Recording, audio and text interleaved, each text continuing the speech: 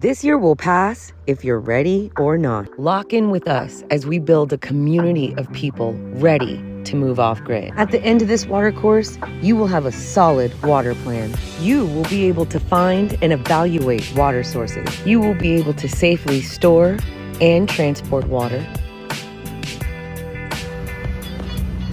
You will know how to develop your own delivery and filtration systems based on your unique situation and setup. You will be confident in the principles of water catchment. You will gain all the knowledge necessary to build a water plan from the ground up for your future off-grid goal. This month, we start with locating our water sources, evaluating them, and at the end, as a display of confidence, drinking the water that we found. And here we go. Welcome to your first day of class. First day is always so exciting. Go ahead, give yourself one of these and one of these for showing up for you. Pretty darn proud of myself. When you think about the purpose of your life, you were not born to labor, consume, and die. To practically give away that blessing for a minimum wage and maximum expectation is disrespectful to yourself, not to mention your spirit. That's why it feels wrong, because it is. I made the decision to stop being a cog in the machine one morning when I was at work and my lady boss came in and she was on a cloud 9. I love my life. And for good reason, she had just gotten back from flying lessons. I wasn't hating on her flying lessons at all. I too would like to take flying lessons, but I realized on the track that I was on, I would never be able to afford flying lessons. Unacceptable. And to add insult to injury, my labor paid for her flying lessons. Unacceptable. Being off-grid is exactly what you make it. Wherever you go, there you are. I personally had no idea how manic I was until I spent a minute with a tree. You should try it. A literal minute. Like I sat next to a tree and then it was like,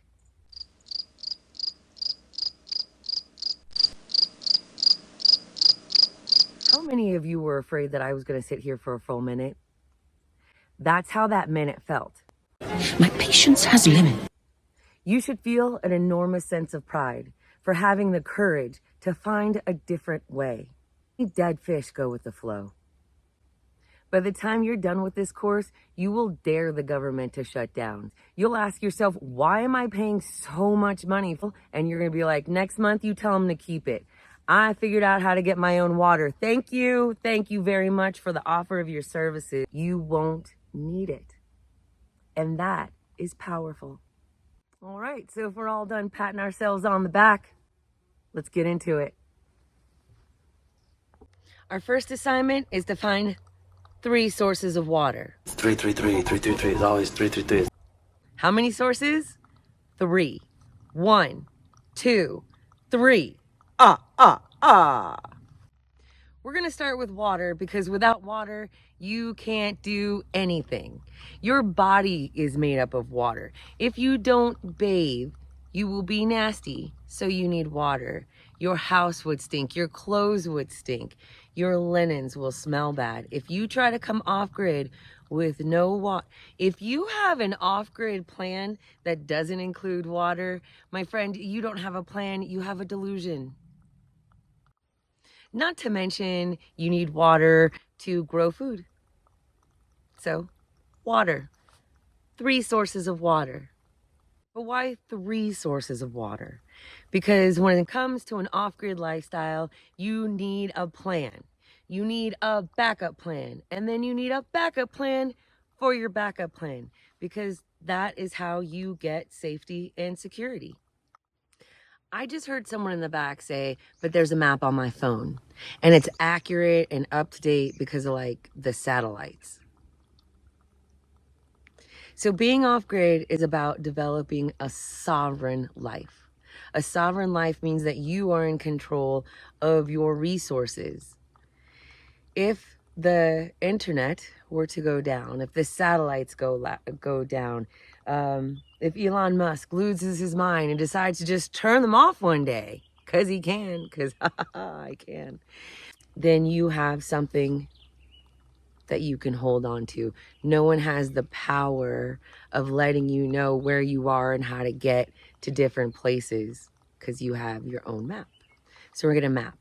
What kind of map are we going to get? We're going to get a topographical map. Topographical. A topographical map is going to show you all the terrain features in your area. It's going to show you high points and low points. Water hits high points first, and then it flows and gathers in low points. So when you have your own homestead, you will know where the water starts and where it's going to be, and that will be so useful. When you get your map, locate yourself on the map. I am here. After you've located yourself on the map, just take a minute and look around. Where is the biggest lake? Where is the mountain? Where do you sit in it? Are you in a valley? Are you on a plateau? Where is the largest lake? Where is the nearest mountain? Are you in a saddle? After you've located yourself on the map, draw a circle for a walking distance. If you don't know what a walking distance is from where you are, I guess you're just going to have to walk it.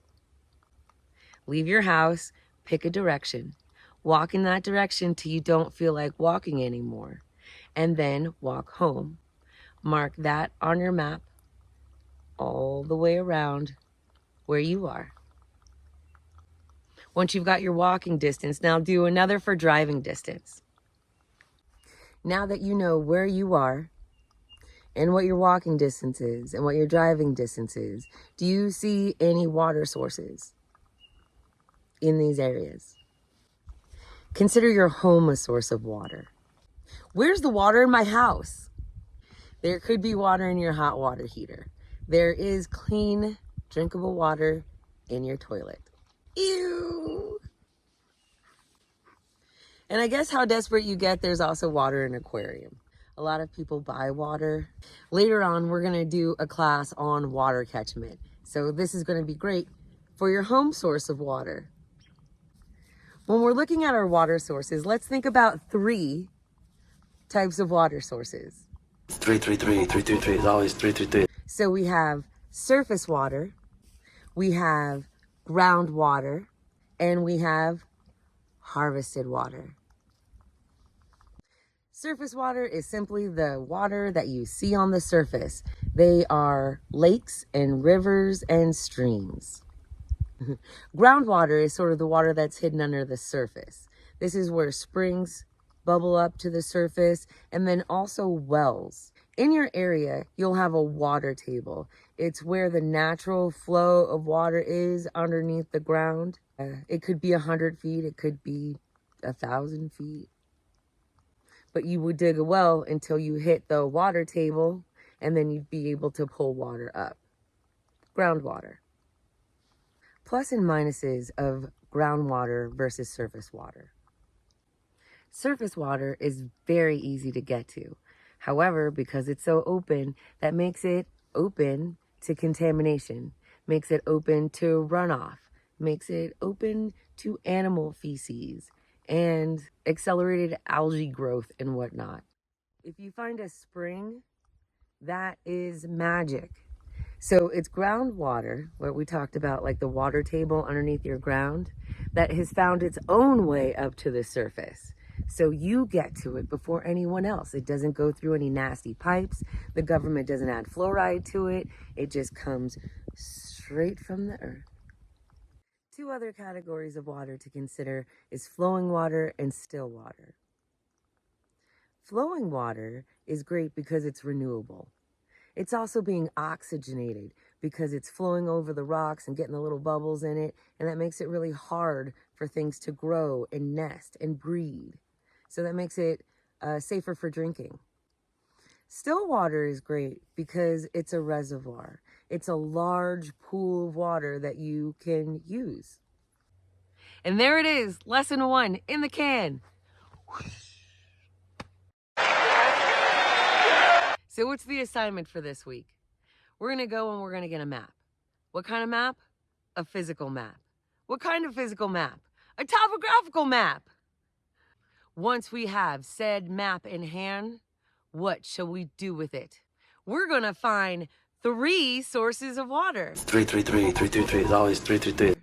How many? 1, 2, 3. Sources of water. And what did we learn about water today? We learned that there's surface water on the surface that's easy to get to, but is open to contamination. We learned that there's groundwater. And if we have a spring, that's golden. And we learned that there's harvested water, which we're gonna look into putting into our homes. That's another lesson. We'll see you for that. We learned about flowing water, how that's probably safer to drink. And we learned that still water is very cool because it's probably a large pool of water to pull from. And who doesn't love a large pool of water? I hope you have fun going out and finding a map, your map, that you put notes on that help you learn your surroundings. Also calculate how much water you use versus how much water you need. What? Yes. How much water you use versus how much water you need. Your last and final assignment for this week. What waters you? It's something to think about. Going off-grid is such a mental game. Till knowing more about yourself will help you be more successful.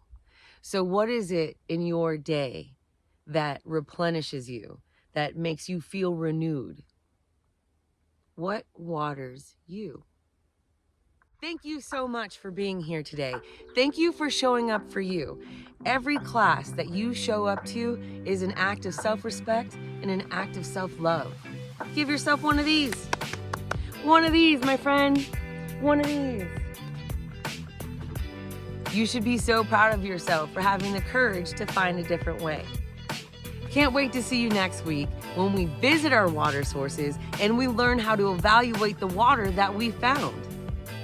Every time we meet, you're one step closer to being absolutely, positively, without a doubt, ready to go off-grid.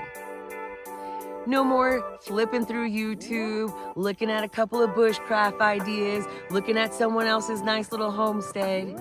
You are on the path to doing it for you. I see you. Good job. See you next week.